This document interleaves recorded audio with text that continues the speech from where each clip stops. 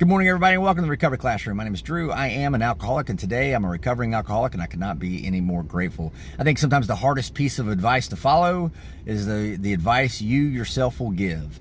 I've had an incredible week. I've had the opportunity to go back through my early recovery and look in detail at my early recovery period. Tonight, I'm giving my lead. I'm giving my lead to a group that is near and dear to my heart.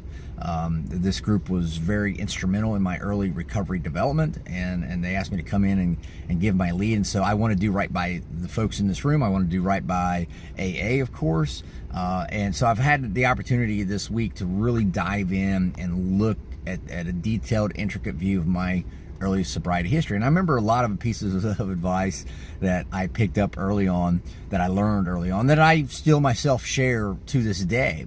And one of the critical pieces of advice is we can't want it for people. We can't want it for them. I think back to when my wife and my kids, they wanted me to get clean and sober, and they wanted it so bad for me. But at the time, I didn't want it.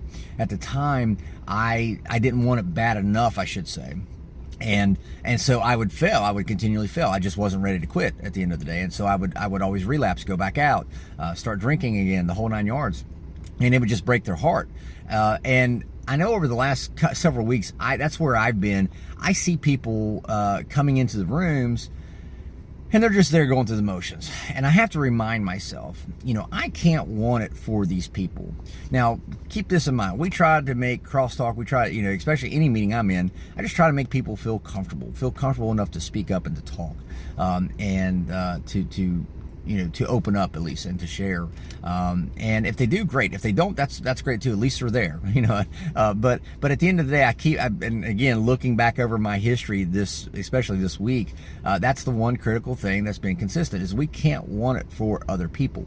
No matter how bad we want it for them, we just can't want it for other people. They have to be the ones to take, the bit in their teeth, so to speak, as Bill writes in the big book, and they have to apply it. And again, I can point those fingers back at myself all the times that my wife wanted it for me, or my kids wanted it for me, and I just didn't want it, and so I wasn't ready.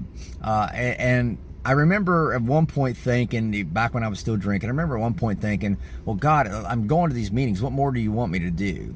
I remember, I was still drunk at the time, but I remember kind of asking myself that question rhetorically in my head. And I can now envision people that I deal with on a regular basis, on a frequent basis. They may have that same thought. It's like, God, I'm here in the meeting. What more do you want me to do? And that's fair. It's perfectly valid for them to ask that question, or to rhetorically ask that question, or hell, even verbally ask me that question. Because if they're there in a meeting, they're not drinking, they're not drugging, they're not going to overdose and die on me in the meeting. At least I know they're alive and they're still breathing. And for that, I have to be thankful. It ultimately comes back down to this. Something that I learned, again, another thing I learned early on in the room, is we can't control what other people do, say, or think. And no matter how bad we may want sobriety and clean time for people, we may want people to be clean and sober and get their life together and get back on the right track. No matter how bad we want it for them, they have to be the ones who ultimately want it themselves. And that was the case with me. And I think this has been a really pivotal week for me, because, again, I've kind of been reminded of that. I had to want it myself. My wife couldn't want it for me. My family couldn't want it for me. My dogs couldn't want it for me. I had to want it for myself. And when I finally discovered that, hey, maybe there is such a thing as cold hope. Maybe there is such a thing of me existing without having to take a drink, without feeling the need and that desire to take a drink. Maybe that is possible. Once I realized it's possible, maybe I can do this. And that was the turning point for me. That was when I said, okay, let me at least give this a good old-fashioned college try.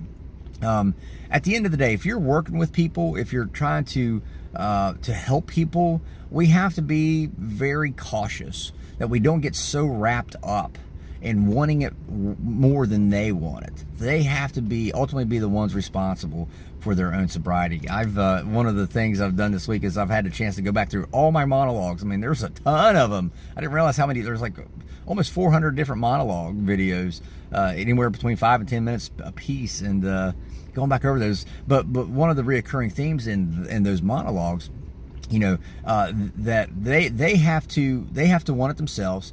We can't control it for them. But whenever they find it, and they're willing to take those steps, then that's when we can step up and help. Bill, and in his monologues, I talk about how Bill speaks on, we don't want to waste time. And I don't think he means it in the sense that we're wasting time on this person. That's not, no. He's in the big book in chapter 7, he's very clear, we may be missing a future opportunity. If we spend time trying to want it bad enough for people, if we spend time trying to convince them, especially if they're drunk or high, you can't rationalize with the irrational thought process, right? So that's where we have to practice patience, and I am an impatient person for sure. But if you're wanting to help somebody and work with somebody, you have to keep in mind we can't control what they do, say, or think. We can't force them, and we sure as hell cannot want it for them. They have to want it themselves. And that's where, again, it's hard for me to follow sometimes my own advice. I have to urge patience, and I have to practice patience, more importantly. So I just wanted to share those thoughts with you. Thank you guys for letting me come in and share 5 to 10 minutes of your day with you. You guys absolutely keep me sober. I could not be any more appreciative. If there's a topic you'd like to hear discussed, feel free to drop it into an email to me, Drew, DREW, at recoveryclassroom.org. I'll take a look at it, see what we can do. In the meantime, guys, we'll be talking again soon. Remember, you can't get drunk if you don't take that first drink.